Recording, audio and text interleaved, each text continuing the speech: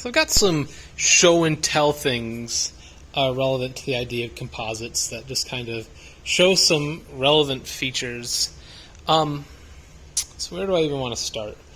I think where I want to start is, you can see here, we've got two husky statues. This one's tail unfortunately broke off, so but you see the weight, right? 58 grams, 76 grams. And so this one is heavier mainly because it has, I don't know if you can see that kind of shine on there, but it has copper infused in the filament, right? It's copper and a PLA matrix, I believe. So this is an example of a composite, right? It's a PLA metal, like copper composite. So it definitely, unfortunately you can't hold these things right now, but you can see that it's definitely denser. It feels more solid because the metal is denser. But the strength of this part is pretty much, it's not too far off from actually just the plastic that it's printed with. So you can see here, this is a tensile test bar that was printed with the same filament. It wasn't polished like that was, but tested and broken. And it's not super far off, meaning that you don't really get a lot of benefit besides for aesthetics. And also, right, we've got a multimeter right here. So you see I got to measure resistance, so I have the two leads put together and I get a really low resistance just to check that it works. And if I clamp these across this leg and this leg, what kind of resistance do we get? Well, we get open loop, meaning that there's actually no connectivity from here to here, because even though there's copper in there, they're not continuous pieces of copper. There's kind of more small bits or chunks. So yes, it's mostly just an aesthetic thing at this point. That said, there are some materials that allegedly you can sinter, meaning like we're going to melt out the plastic and only have the metal left. And you can see this was a compression screw that someone had tried to 3D print out of a steel metal composite and then essentially heat it up, right? And you put it in this like special type of magic powder essentially that would help the plastic diffuse out and only leave the metal. But you can see that it's an imperfect thing, and you had to make a special crucible just for whatever you're trying to print.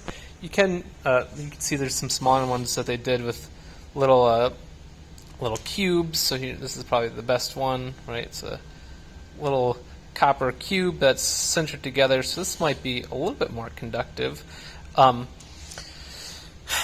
Yeah, and an interesting thing here is, right, it doesn't just have to be copper, right? You can really make a composite out of anything. Like you can see this one has iron in it, and so therefore it is magnetic.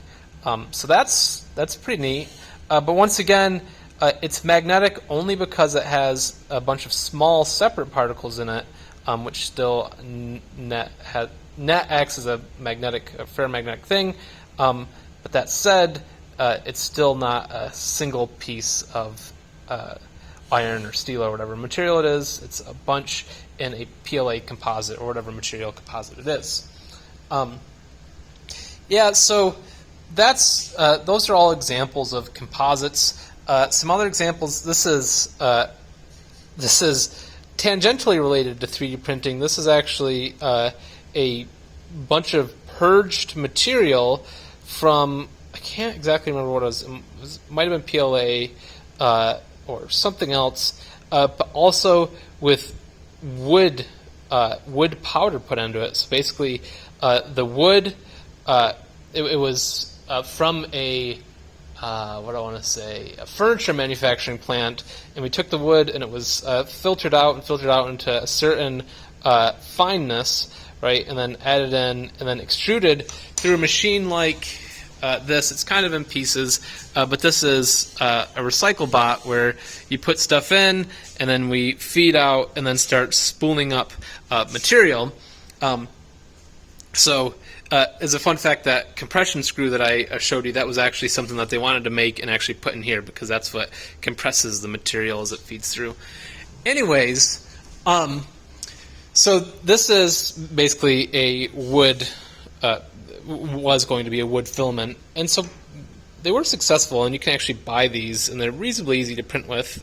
So this is a wood part, and it's very cool because it actually smells like wood, and you can kind of sand it like wood, and it has wood-like properties. But obviously, the biggest thing is still the matrix, or the polymer matrix that it's that's holding the particles in. Yeah, and I guess I've got this guy right here. Unfortunately, I lost the other chunk on the walk over here, which makes me sad. This is a different thing. So this was actually originally printed out of a TPU, which is regularly flexible. So I'd be able to like take this and squish it. This underwent a chemical process, so it's still the same components that the TPU we're using, or essentially NinjaFlex, you might know it as kind of like the trade name for like the filament you might buy. Anyways, this underwent some chemical changes and was put in furnaces and things like that, and it's now considered a ceramic, and it's actually solid. So this is an interesting thing. This is different than a composite now. That was a chemical thing to get kind of a different material. Right, because 3D printing ceramic, that's a whole different ballgame. And I guess one other interesting thing to show you is, right, so here's just, I'm not sure what material this is. It's not labeled very well. I'm going to guess most of the stuff that we were doing was PLA. So this is a bag of PLA pellets right here. And this is a bunch of PLA pellets in carbon black, right? So it's little, like, essentially strips of carbon, and things were getting mixed together and then put in the recycle bot over there. But I'm going to leave it to you to guess what benefits you might have by putting carbon in a print.